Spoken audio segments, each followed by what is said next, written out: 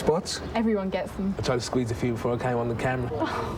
I don't worry about them. I just oxycute. Spots oxycutin with Oxy 10. It really does work. Warning, warning.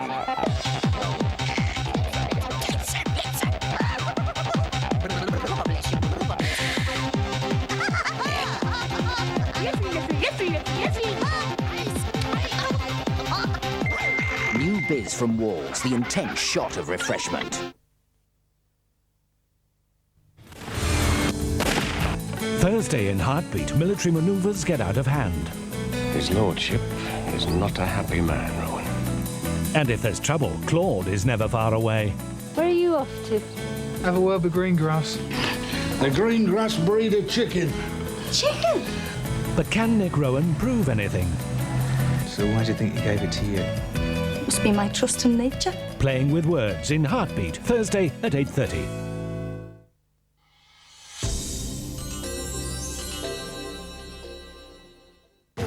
The magic of the Rugby World Cup. The highlights of the final between New Zealand and South Africa. Tonight at 11:55 on Granada.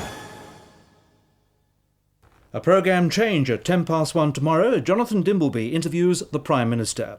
Now today's political happenings and sport. Good evening. The news and sport from ITN. Tonight's headlines. John Major comes out fighting at the start of his re-election campaign. The arrest of a lone gunman after a record 14-day siege. And the Saturday night sports headline, another new chapter in South African history as the Springboks win the Rugby World Cup. The Prime Minister launched his campaign to retain the Tory leadership today with a fighting speech to constituency party chairmen. He laid out new policy initiatives and called on the party to collectively come to their senses. The man tipped to challenge him, Norman Lamont, is saying nothing. Mr Major arrived at a meeting of Conservative constituency chairmen to make an impassioned speech for their support, and he wasn't to be disappointed by the reception he got. He told them that divisions within the party were overshadowing the real issues and could loosen the next election. What I'm angry about is that a tide of trivia, of rumour, of insubstantial stories and of froth have been drowning out those real political issues for far too long. He pleased right-wingers by announcing a new voucher scheme for nursery schools. And after the cameras were told to leave, he used the term Eurocrap to describe some of the current debate. Tory officials later said he was referring to the idea of all EU states joining a single currency in 1999. But one of the chairmen who heard him still thought he had to go. I have a lot of contact with the membership at large. We've lost a lot of members. People are feeling very betrayed and let down, and I think now's the time probably for a clean sweep. One cabinet right-winger, John Redwood, here in his constituency, has generated more speculation by saying he'll make a statement on the leadership on Monday.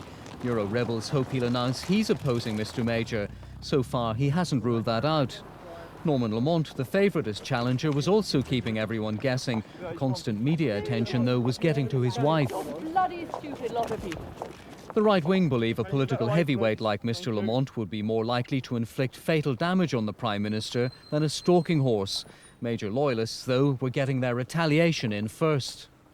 Well, I think it's very sad if he is considering it seriously, because it's completely against the mood that I'm hearing from our party activists. Well, it's symptomatic of a man who appears to be bitter, and bitterness does distort judgments very severely. Mr Major took time off for the test match, knowing most party officials have backed him. The question is, will the MPs when it comes to a secret ballot? Police in Hull are questioning a man after the end of a record 14-day siege. For some of that time, Stephen Wood held 2 women hostage, but they were released before he surrendered. It was the moment the police had waited patiently to see. Shortly before 5 this morning, Wood emerged from the house unarmed and without a struggle. Yesterday evening, Wood made one of his rare appearances, but the police maintained their standoff, not wanting to risk the siege ending in bloodshed. After 14 days of waiting, they weren't going to be provoked, even when Wood was seen brandishing a pistol. Police say their tactics were right. It was a negotiated resolution, which I always believed was the likely outcome. I never doubted that we could deliver what we said we could deliver. And now Humberside police are having to count the cost of the operation. It's thought the final bill could be around £150,000. Richard Cook, ITN, Humberside. Human rights campaigners protested across Britain today against what they claim is the government's illegal detention of refugees. Activists who demonstrated in 8 cities say genuine refugees are being treated like criminals. The protesters claim hundreds of genuine refugees are being treated like criminals. Inside Campsfield House near Oxford, there are 200 detainees. Their friends say they should be free. We are here only because of the repression.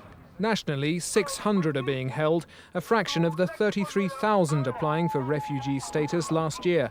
But the demonstrators say it's still too many. These people held in Campsfield have not committed any crime. They've not been convicted of anything. There were demonstrations in 8 cities. In Birmingham, they held a birthday party for the daughter of a detainee, 11 today. The government, in my view, breaches international law. Compared to criminal remand prisoners, asylum seekers face detention for 3 times as long without having committed any criminal offence whatsoever. The Home Office said tonight the government takes very seriously its obligations under international law. Genuine refugees are always allowed in. Detention is only used sparingly. But the organisers are now planning more demonstrations. Thousands of Palestinians clashed with Israeli troops in the occupied West Bank today during widespread protests in support of Palestinian prisoners on hunger strike. At least a dozen people were wounded in the violence. The protests are the latest in a week of action. It's America's 100th space mission and one of its most historic. Within the hour, the Space Shuttle Atlantis should blast off, heading for a rendezvous with Russia's Mir space station. It'll be the first time the two countries have linked up in space since 1975.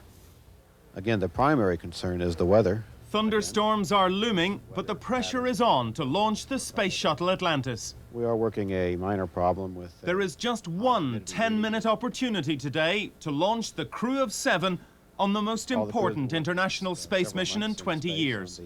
They will dock with the Russian space station Mir and bring back to Earth an American astronaut and 2 Russians who've been there for 3 months. An American shuttle with Briton Michael Foale on board came within 40 feet of Mir this year. This week's docking will be the first of 7, as the US and Russia prepare to build an international space station. This launch was delayed by thunder and lightning. Earlier this month, woodpeckers stopped a shuttle by punching holes in its external fuel tank. This mission's main problems, though, should be merely technical. Bringing 2 huge spacecraft together as they travel at 17,000 miles an hour. Bill Neely, ITN in the United States. Now today's sport, and with the details, here's Graham Miller. South Africa is united in celebration tonight after an historic victory over the mighty All Blacks in the Rugby World Cup final. New Zealand were beaten by a dramatic injury-time drop goal. Nelson Mandela told the Springboks, "Thank you for what you've done for South Africa." The greatest day for South African rugby, the greatest day for South African sport. A new nation celebrating the focus of world attention. The president unashamedly wearing the Springbok jersey he once detested during his years of incarceration. The stage set for a spectacular showpiece, the ultimate challenge facing both teams. Mertens and Stransky exchange penalties, and then the first sight of the charging Lomu, the man who until today had burst through all before him. Then the moment that could have thrown the final into controversy. Referee Ed Morrison unsighted and unsure. The South Africans pressing the All Blacks like no other side had managed, rewarded with this Stransky strike. Each time Lomu broke free, they hunted him down in packs, this time Mulder with the crucial hit. New Zealand's cover proved just as effective as, with the scores level, full-time edged closer. The teams could still not be separated after 80 minutes, and amid unbearable tension at Ellis Park, the game went into extra time. And it was Stransky again with the decisive kick, an historic end to an historic tournament. Few could have dreamt the drama would end this way. South Africa on top of the world. The significance of this victory was not lost on the captain. It went far beyond the support from the capacity crowd at Ellis Park. We didn't have 60,000 South Africans. We had 43 million South Africans. Tonight, at last, something for all South Africans to celebrate together. Black and white side by side along the streets. As this country absorbs a new national pride, a new self-esteem. Steve Scott, ITN, Johannesburg, South Africa. Here, the second Test match could go either way after a day of mixed fortunes for England's batsmen at Lord's. England lead the West Indies by 114, thanks mainly to 67 from Graham Hick. But Graham Thorpe's in hospital with concussion after being hit on the head by a beamer. It started well for England, with Darren Gough trapping debutant Otis Gibson LBW. But led by an inspired performance from Keith Arthurton, the West Indies soon rallied. He was finally caught spectacularly by Gough for 75. In reply, England's second innings began in bizarre fashion with this from Curtly Ambrose. Opening batsmen Mike Atherton and Alex Stewart began scoring briskly, but both then fell to almost identical deliveries from Courtney Walsh. Graham Thorpe arrived for just one ball. It's unlikely he even saw this unintentional beamer from Walsh, retiring hurt, tonight staying in hospital suffering from concussion. After tea, Robin Smith and Graham Hick in particular took the fight to the West Indies. But Hick fell late on, and this test remains finely balanced. Linford Christie raced to a sixth successive European Cup victory in Lille and then said he hadn't reconsidered his decision to retire before next year's Olympics. Christie, the Olympic champion, travelled to France this morning, the day after his mother's funeral, to captain the men's team. He led by example, winning the 100 metres title to register his 8th individual European Cup victory. Finally, the winning numbers in this week's National Lottery are 5, 15, 21, 42, 43 and 45. The bonus number is 20. The jackpot is £8.6 million and the total prize fund almost £30 million. That's the news tonight from Graham and me and the ITN Weekend team. Good night. Good night.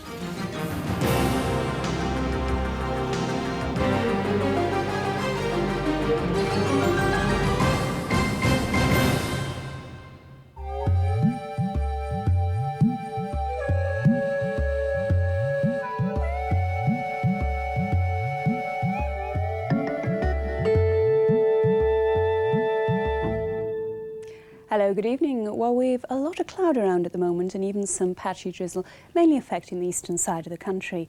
Now, here's the reason why. Our Met Office wind flow chart shows high pressure there sat over northern Scotland and in turn feeding in this cloud to affect the eastern fringes of the country, not quite making it out to the west. So once again, the west comes off better. On to the actual detail for our Sunday morning now, and a fairly grey and grizzly start to the day. A lot of cloud around, even some drizzle in the very far north of Scotland there.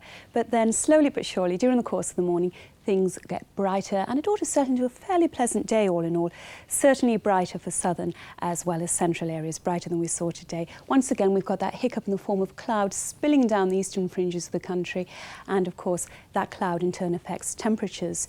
Here they're pegged way back to 15 or 59 in Fahrenheit. Add on the breeze, feeling a touch chillier. West sees the very best of the temperatures once again, a high of around about 23, 24, or if you prefer that in Fahrenheit, that's the mid-70s. So all in all, not too bad a day tomorrow. Here's our weather summary. Good night.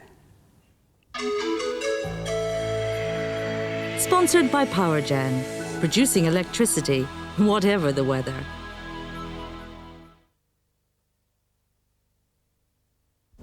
Starting next week, the world's greatest tennis tournament, Wimbledon. GMTV is there reporting on the likely winners and losers in the most celebrated summer sporting event.